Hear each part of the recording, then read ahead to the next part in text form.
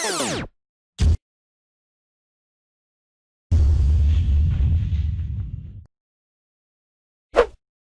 الله الرحمن الرحيم. أصدقائي الأعزاء، السلام عليكم ورحمة الله وبركاته. النهاردة هنتكلم على موضوع الساعة، وهو بداية تركيا في تحريك قوتها لحماية سفنها اللي بتنقب على البترول والغاز في شرق البحر الأبيض المتوسط. أنا مش هطول عليكم في المقدمة، ولكن النهاردة في أحد التلفزيونات في أوروبا عمل تقرير من على السفينة اللي هي بتنقب حاليا عن الغاز والبترول، والسفينة التانية في طريقها إلى منطقة أخرى. ليه تركيا سمحت بهذا الأمر؟ عشان تقول نحن هنا، والقوة هي اللي هتحسم الأمر إذا لم تستجيبوا إلى القانون الدولي وما يمليه عليكم من التزامات تجاه الجيران.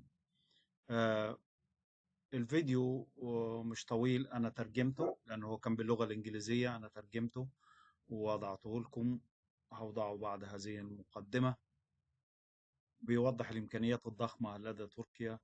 للأسف الشديد كل حاجة بتقودنا ليه مصر ما كانتش تتعاون مع تركيا بهذا الشكل بأي طريقة، ولكن يبدو أن الجهل والتخلف دائما سيد الموقف بالنسبة للساسة المصريين. شوفوا الإمكانيات الضخمة اللي تركيا بتعملها في شرق البحر المتوسط، وشوفوا الفرق بيننا وبينهم ماشي في أنهي اتجاه. أنا آسف جدا، الكلب عندنا عامل صوت في الخلفية بس هو ده بقى، هو حالنا كده بقى، أعمل إيه؟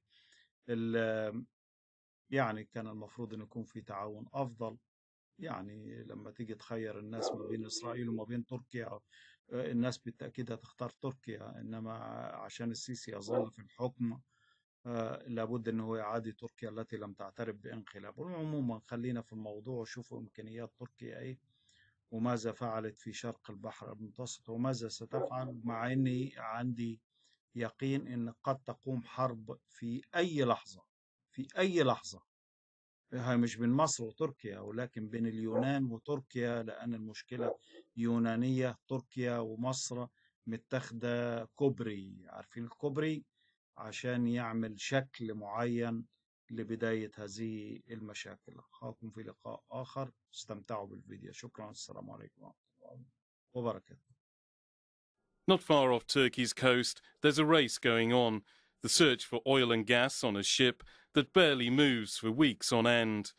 It can drill to depths of up to 12,000 meters as Turkey tries to find its share of the natural resources and the financial benefits that could be available in the eastern Mediterranean.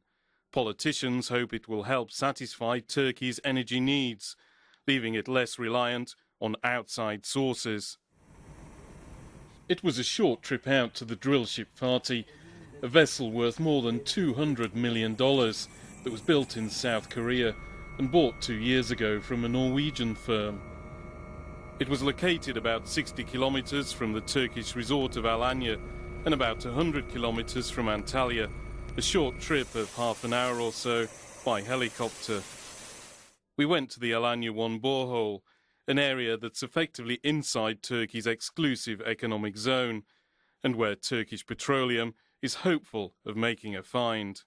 These basins in Turkish Eastern Mediterranean may have similar properties like the Mediterranean basins, where the recent hydrocarbon reserves have been made in south of Cyprus and in the north of Egypt and in the offshore area of Israel.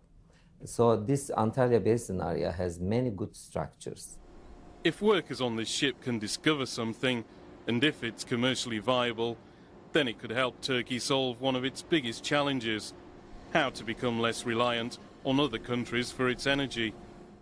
Turkey is a country that is low on hydrocarbons, importing about 75% of its energy needs, including nearly all of its gas and oil. In 2016, More than half of its gas was supplied by Russia, and the remainder mostly by two other countries, 16.6% from Iran and 14% from Azerbaijan. And as for oil, in the first 6 months of 2017, Iran supplied 50.9% of Turkey's, while Iraq supplied 29.7%, leaving Turkey facing challenges if there are problems with its suppliers. That's why when the drillship Fatih was officially launched in October 2018, the Turkish energy minister had this to say. Türkiye, enerjide bağımsızlığı kendisine I would like it to be known that being fully energy independent has been set as a primary objective by Turkey. No one can deter us from this. We absolutely believe that our work on this will have positive results.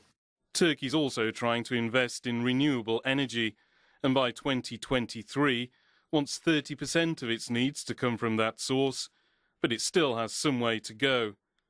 Wind power creates about 7% of its energy needs, while other sources, such as geothermal and solar power, are barely reaching 1%.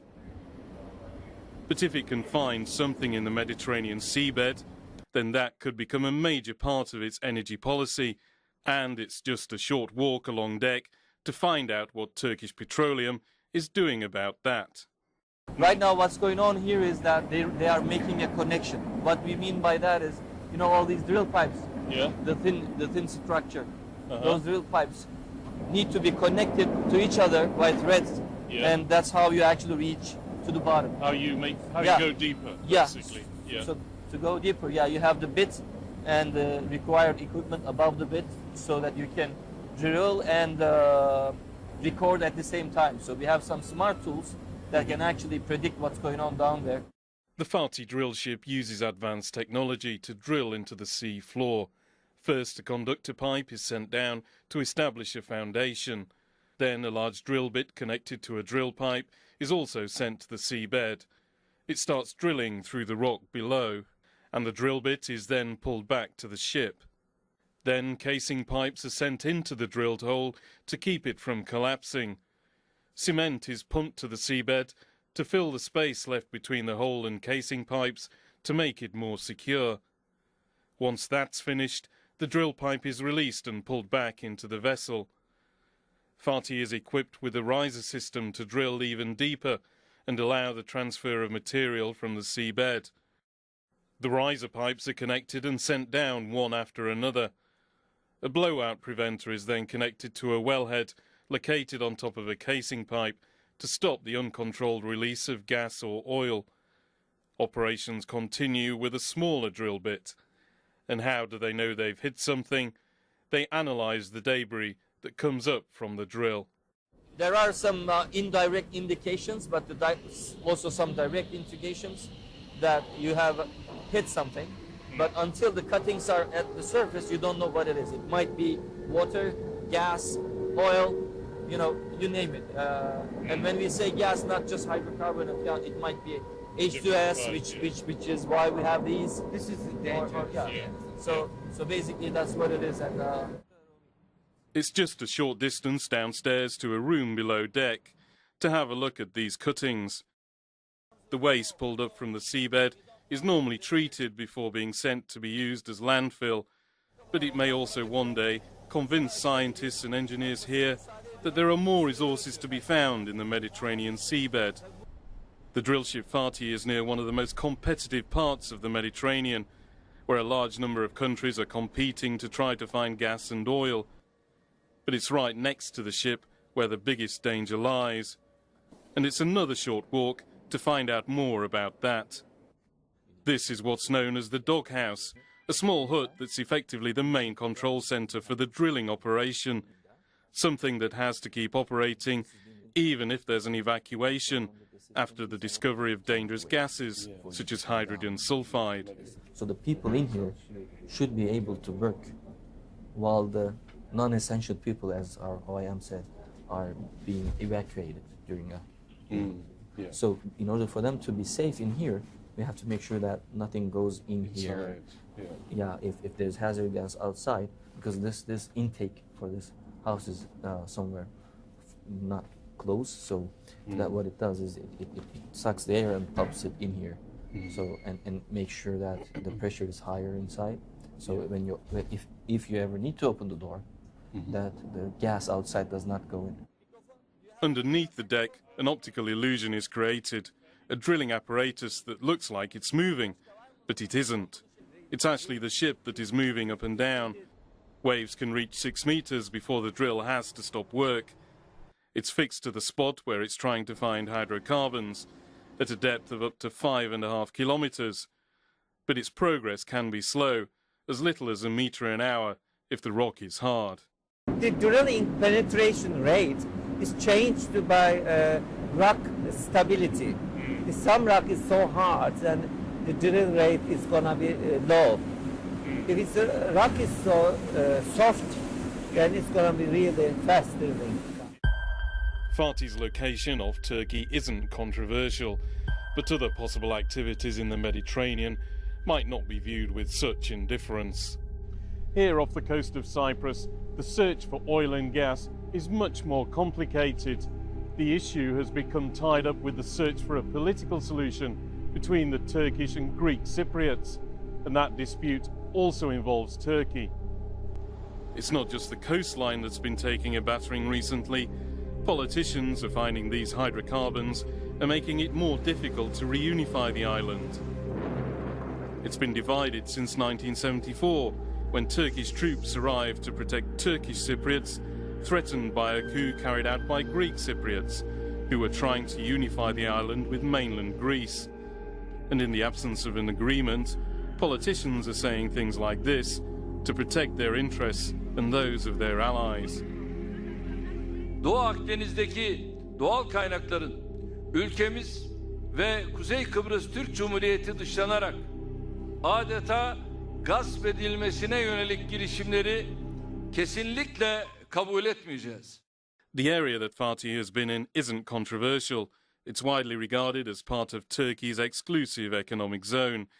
There's also one around the island of Cyprus, but that's made more complicated by the Turkish Republic of Northern Cyprus, a state only recognised by Turkey. It claims part of the same zone around Cyprus. And on top of that, there's also a dispute between Turkey and the Greek Cypriots over part of the same area. The Turkish Cypriots have proposed working with the Greek Cypriots over these resources, but the Greek Cypriots say they will put aside proceeds to be shared later, which has provoked this response. What we say is that if you are not going to accept our proposal, we as the Turkish Cypriots, we are not going to try to prevent you what you are doing now in those undisputed areas, mainly in the southern part of the island of Cyprus. In those undisputed areas, undisputed between Turkey and the island of Cyprus, and it is undisputed in the sense that it belongs to both communities. In those areas, we will do the same. Just like you issued license to the companies, we issued license to a company. This is what he's talking about.